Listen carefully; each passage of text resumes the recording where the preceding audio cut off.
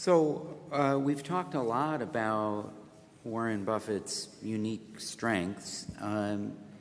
Larry Cunningham has a great research paper on some of the potential shortcomings or flaws in the Berkshire model. What do each of you see, if you see any, as potential liabilities in the structure and the approach of Buffett and Berkshire? Whitney? The biggest is the succession issue. I can't think of any company other than maybe Apple under Steve Jobs that was so associated, so culturally tied to its founder. And I'm nervous about it. It's in a number of dimensions. I think it will be impossible for any successors to have the same investment judgment in terms of both what to do, but keep in mind, we only see the 1% of what he does. You don't see the 99% stuff he says no to. So we have a very limited sample size, and that will just be hard. I think Ted and Todd seem great, but they are not Warren Buffett, and they don't have 70 years of experience. Secondly, I actually think the biggest driver of what will drive Berkshire long-term is not the new investments that are made, but rather the performance of the existing business, which is the 14th largest business in the world by revenues, the 4th largest U.S.-based business in the world. It is run, the performance of the business will depend on many factors, but a critical one is the 75 operating managers who run all those businesses. Those people are already independently wealthy. They don't need to work anymore, yet none of them leave, and they tap dance to work, and they work their brains out. And part of that, I think, is they love working for Warren Buffett. Will they love working for his successor? Might you get turnover? Might there be more issues there? For sure. I think Buffett sees deals that other people, his successors, might not see. There's... it is probably one of the greatest businesses of all time under the leadership of Warren Buffett. I think the odds that it becomes mediocre over time go up substantially. I don't think it becomes likely. I think the odds, though, as long as Warren's running it and he's in good physical and mental health, I think the odds it becomes mediocre are less than 5%. Under any successors, no matter how wonderful, I think the odds go up to 25% or something. And that's something I worry about and I'd have to think about. And it's a risk factor that will exist post-Buffett that does not exist today. Tom, what do you think on this front? Is there anything about Berkshire or the way Warren Buffett runs it that you think could be improved? Thinking, as Larry points out in his paper, thinking about things like Lubrizol or Gen Re or even maybe some of the media controversy about Clayton Homes, for example. Yeah, thanks for the question. I think you mentioned Lubrizol, which I'll lead in with because it's so interesting. There's a business that Warren understood when he bought it had attractive competitive advantage. But I'm not sure he realized, maybe he did, just how fully unexploited the full potential was for that investment. So in it comes inside the Berkshire fold where the encouragement is to reinvest as much as you can to deepen and widen and extend your competitive moat.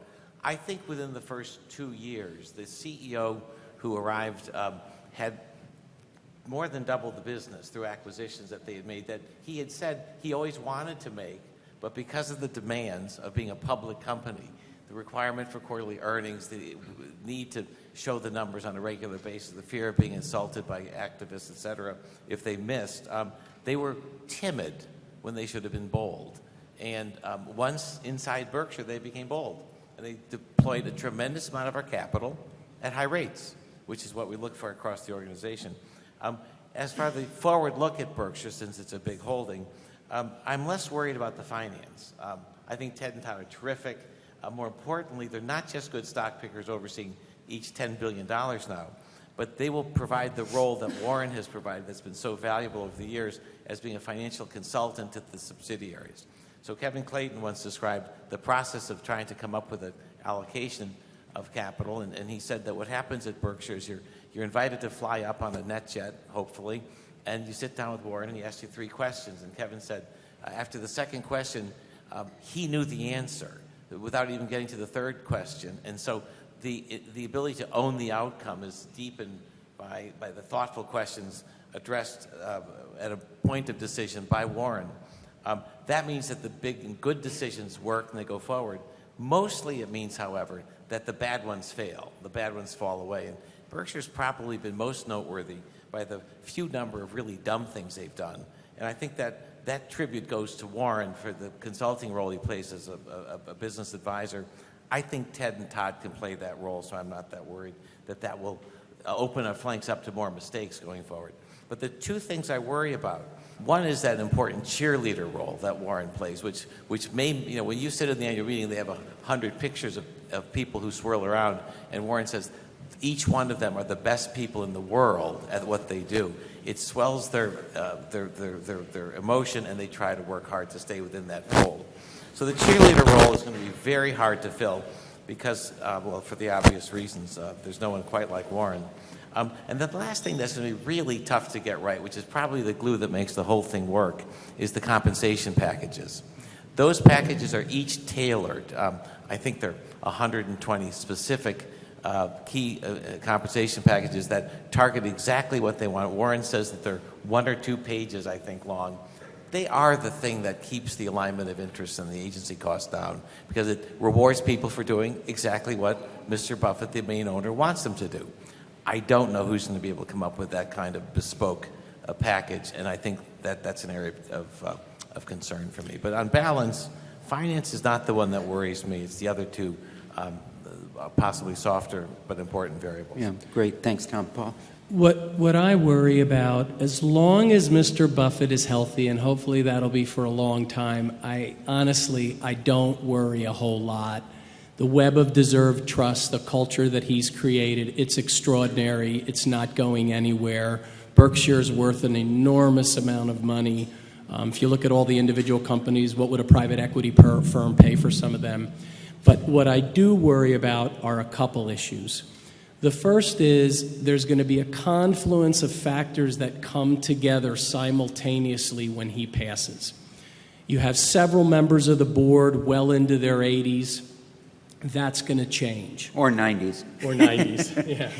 The second thing is many of the companies that were sold to Berkshire were individuals that are very, very wealthy. They wanted liquidity. They wanted the autonomy and freedom. They didn't want to go public, and they didn't want to go to a private equity firm where they would ultimately be sold or go public. So Berkshire is the perfect home. The challenge is those individuals who sold are enormously wealthy and incredibly loyal to Warren for the autonomy, freedom, liquidity, etc. The new generation is going to be coming up, and the question becomes, are they going to be as loyal to the new CEO as the earlier managers were to Mr. Buffett? So I worry about that. The third issue, Charlie talks about a web of deserved trust, and it works beautifully now. But there really is limited corporate governance at Berkshire. And the question is, long-term, I mean, if you're GE, you have an audit team at headquarters that goes around and evaluates all the subsidiaries. My sense is they don't have any of that at Berkshire. And so I just worry about that, again, when he's gone. And so I still think there's enormous value there. But he holds it all together. And I don't know going forward when someone else steps in. I think it's going to be a very challenging role. They're going to have to work very well and closely together, the investment team, Ted and Todd, and whether it's Greg Abel or someone else. I just think he just brings such uniqueness to Berkshire that when he's gone, there's going to be a huge team effort that has to work together to resolve and keep everything going smoothly.